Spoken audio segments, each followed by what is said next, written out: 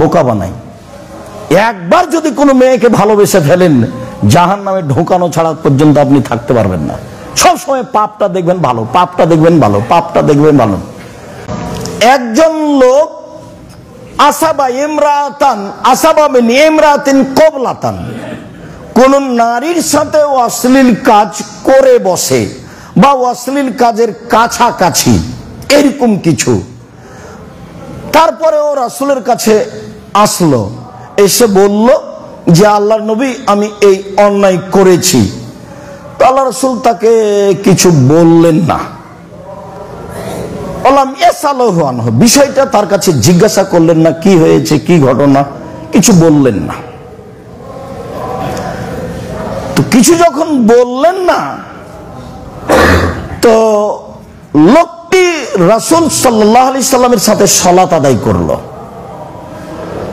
যখন ও সালাত আদায় করলো, তখন রাসূল সাল্লাল্লাহু আলাইহি সাল্লাম বলছেন যে তুমি যে অন্যায় করেছো, এই অন্যায় সালাতের কারণে আল্লাহ মিটিয়ে দিয়েছেন।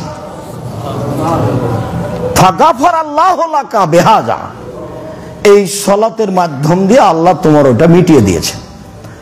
তখন ওই ব্যক্তি বা অন্য ব্যক্তি বলছেন, আল্লাহর নবী আলিয়া হাদা মাখসুস, এটা কি আমার জন্য খাস? তখন আল্লাহ রাসূল বলছেন, না না, লে জামিয়া উম্মতি কুল্লিহিম, আমার সব উম্মত, সবাই, কেউ যদি চূড়ান্ত কাবিরা গুনাহে না যায় তাহলে তার সালাতের মাধ্যমে সব মাপ। আবার আনাস রাদিয়াল্লাহু তাআলা আনহু বলেন, যা রাজুলুন লিন নবী সাল্লাল্লাহু আলাইহি সাল্লাম ওয়াকালা ইন্নী আশাদ্দু হাদ্দান ফাকিমহু আলাইয়া, একটা লোক এসে বলছে, আল্লাহ রাসূল আমি এমন একটা অপরাধ করেছি যাতে আপনাকে শাস্তি দিতে হবে, অতএব আপনি আমাকে শাস্তিটা দিয়ে ফেলেন। তখন আল্লাহ রাসূল তাকে কিছু বললেন না। ফাহাজারাতিস সালাত, ইতিমধ্যে সালাতের টাইম হয়ে গেছে। ফাসাল্লামা নবী সাল্লাল্লাহু আলাইহি সাল্লাম, লোকটি রাসূলের সাথে সালাত আদায় করলো।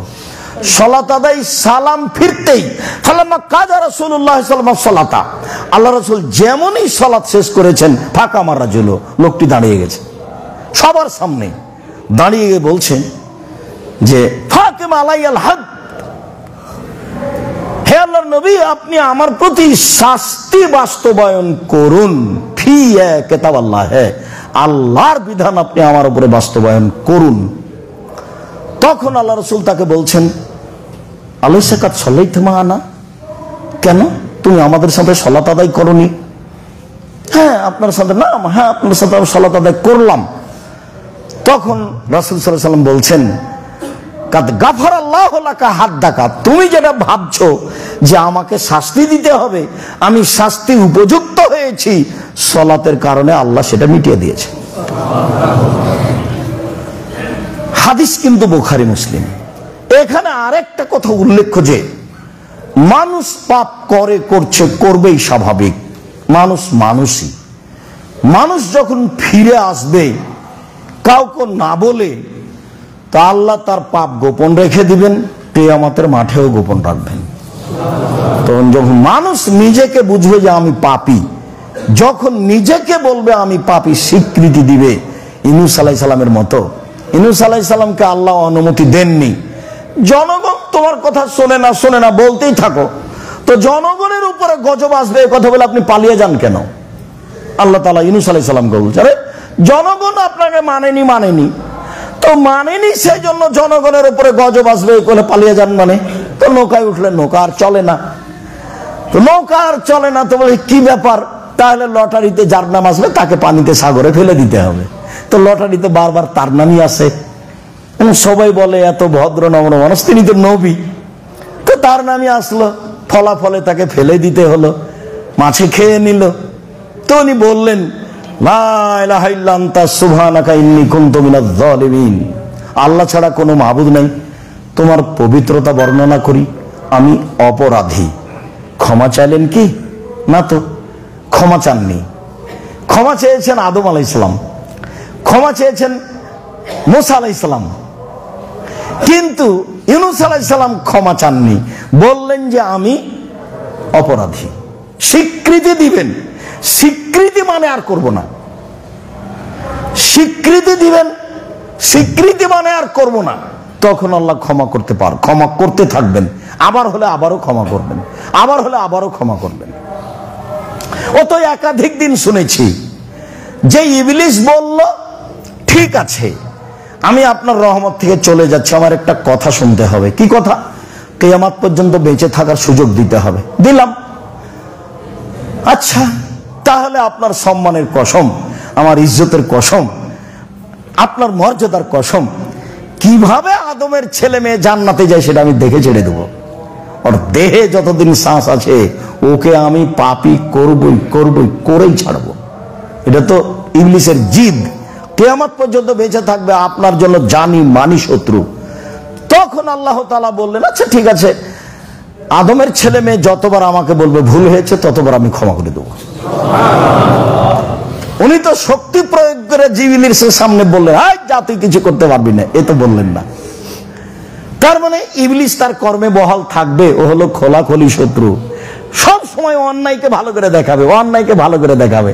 একবারে যে জমি 3 বার বিক্রি করেছেন, চতুর্থবারে যখন বিক্রি করতে যাবেন তখন ও শয়তান বলবে হ্যাঁ ঠিক আছে করে ফেলাম, হ্যাঁ ঠিক আছে করে ফেলাম। সব সময় খারাপটাকে ভালো করে দেখাবে, দেখাতে পারে। আদম আলাইহিস সালামের সামনে বলছে আমি উত্তম উপদেশদাতা, আপনি আমার কথা শোনেন। সরাসরি যদি ইবলিস এসে বলে থাকা হবে না এখানে, আল্লাহ আপনাকে ফাঁকি দিয়েছে, ধোকা দিয়েছে, এই কথাকে আর আদম আলাইহিস সালাম শুনবেন না, তো নবী। এখন এসেই বলছেন আমি উত্তম উপদেশদাতা, আমি হচ্ছে পৃথিবীতে সবচেয়ে বড় উপদেষ্টা, এই পৃথিবীতে সবচেয়ে বড় উপদেষ্টা, আমি উত্তম কল্যাণকামী, আমার কথা শোনেন আপনি। আল্লাহ আপনাকে জান্নাতে থাকতে দিবেন না, সেই জন্য ফল খেতে নিষেধ করেছেন, তারপর আর নেই। এখন স্ত্রী বলছেন খাও না, খাও। কত বলে লোকটা, কসম করে বলে খাও না, এত শক্ত করে বলে। তা আদম আলাইহিস সালাম ভাবছেন কেমন কথা হলো, আল্লাহ এখনই নিষেধ করলেন এটা খেতে হবে, ভাবছেন। কিছুক্ষণ পরে আবার চলে এসেছে, এসে বলছে যে আমি উত্তম উপদেশদাতা, উত্তম ভালো। খায়ের শব্দ ব্যবহার হয়েছে কোরআন মাজিদে, আবার নাই। তখন বউ আবার বলছে, তখন খেয়ে ফেলেছেন। সবাই যখন বলে খেয়ে ফেলি, যেমন খেয়ে ফেলেছেন, তখন আল্লাহ বলছেন না আমি তো এটা বলিনি, আমি তো নিষেধ করেছি। এবার তখন উনি তো বলতে লাগলেন রব্বানা যালামনা আনফুসানা ওয়া ইল্লাম তাগফির লানা ওয়া তারহামনা লানাকুনান্না মিনাল খাসিরিন। আব্দুল্লাহ ইবনে মাসউদ রাদিয়াল্লাহু তাআলা আনহু বলেন রাসূল সাল্লাল্লাহু আলাইহি সাল্লামকে আমি জিজ্ঞাসা করলাম যে আইয়ুস সালাতে আহাব্বু ইলাল্লাহ, আইয়ুল আমালে আহাব্বু ইলাল্লাহ, আমলের মধ্যে সবচেয়ে প্রিয় আমল আল্লাহর কাছে কোনটা, এটা জিজ্ঞাসা। এবার উত্তর দেখেন, হাদিস কিন্তু বুখারী মুসলিম। আস-সালাতু লিওয়াক্তিহা, সালাতকে নির্ধারিত সময়ে আদায় করা আমলের যুগে সবচেয়ে, আমলের জগতে সবচেয়ে উত্তম আমল। খালি 5টার সময় আজান দিয়ে আসর পড়লেই হবে? সূর্য ওঠার সময় আজান দিয়ে ফজর পড়লেই হবে? সূর্য ডুবার পর পরই একটু পরই আজান দিয়ে এশা পড়লেই হবে? এশার সালাত যত দেরি হবে তত নেকি বেশি আছে। মাগরিবের সালাত যত তাড়াহুড়া করে নির্ধারিত সময় হবে তত বেশি নেকি আছে। আসরের সালাত যত একবারে নির্ধারিত সময়ের উপরে হবে তত নেকি বেশি আছে। এ তো বিধান, এ তো আর একজনকে মেনে চলা, আসলে কিছু নয়। কিন্তু আসলে হলো এই যে ইউনূস আলাইহিস সালামকে স্বীকৃতি দিতে হবে, আসলে হলো এই যে আপনাকে মেনে নিতে হবে। জি, নবী বলেছেন মেনে নিলাম, আর কে কি বলেছে এটা ভাববার সুযোগ নেই, খালি মেনে নেওয়া।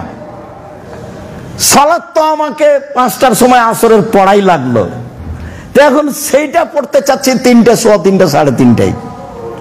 তো সেটা আল্লাহ রাসূল বলছেন, জিজ্ঞাসা হলো সবচেয়ে উত্তম আমল কোনটি, তখন উত্তর কি আসলো? সালাতকে তার নির্ধারিত সময়ে আদায় করা। হাদিস বুখারী মুসলিম। আমি আবার জিজ্ঞাসা করলাম সুম্মা মান, বলেন তারপর কোনটা? তখন তিনি বললেন বিরুল ওয়ালিদান, পিতামাতাকে মেনে নেওয়া। আমলের জগতে সবচেয়ে প্রিয় আমল হলো পিতামাতাকে মেনে নেওয়া। 3, আমি আবার জিজ্ঞাসা করলাম তারপরে? তিনি বললেন আল জিহাদু ফি সাবিলিল্লাহ, আল্লাহর পথে জিহাদ করা। তো আল্লাহর পথে জিহাদ তো আসলে আমরা বাস্তব দেখতে পাই না। কেতাল পার্টি রাতে রাতে মানুষ মেরে দিয়েছে, ওরা বলছে আমরা মুজাহিদ। এটা তো নয়। ঘুমের ঘরে মানুষকে মেরে দেওয়া, তো এটা তো জিহাদ নয়। আমরা কে বড় লাভবান ভাই বিস্তারিত লিখেছি, বইয়ের নাম কে বড় লাভবান। তাতে কোনটা জিহাদ কোনটা কেতাল তা আমরা বিস্তারিত দেখেছি, যা লিখেছি সেটা যাওয়ার সময় দেখবেন। বলছিলাম দিনী ভাই বোন, রাসূল সাল্লাল্লাহু আলাইহি সাল্লাম সবচেয়ে প্রিয় আমল কোনটা দেখালেন সেটা যেন মাথায় থাকে। আসসালাতু লিওয়াক্তিহা, সালাতকে তার সময়ে আদায় করা। শেষ টাইমে আদায় করে বলবেন যে বুজুর্গানে দিনে বলেছেন, এটা হবে? শেষ টাইমে আদায় করে বলবেন বড় হুজুরেরা কি জানতেন না? আপনি সব জানেন, আমি কিছুই জানি না, আপনি জানেন। আপনি এখন এখান থেকে বের হয়ে আপনি রিয়াদুস সালেহিন বই পড়েন, এখান থেকে বের হয়ে বাংলা বুখারী বই পড়েন, এখান থেকে বের হয়ে বাংলা মুসলিম পড়েন। যেইটা আপনার কাছে সিদ্ধান্ত আসবে বিবেচনায় সেটাই করবেন, তবে কোনো জায়গাতে ভালোবাসা রেখে করবেন না। ভালোবাসা মানুষকে বোকা বানায়, ভালোবাসা মানুষকে বোকা বানায়।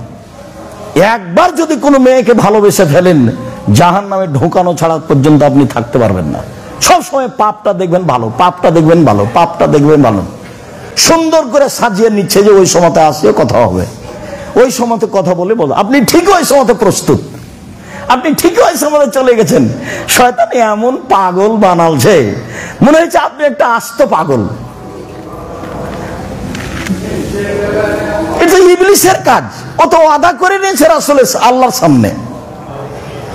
বিবেচনা ছাড়া তো আপনি ভালোবাসা দিয়ে কাজ করলে নির্ধারিত সময়ে সালাত আদায় করতে পারবেন না।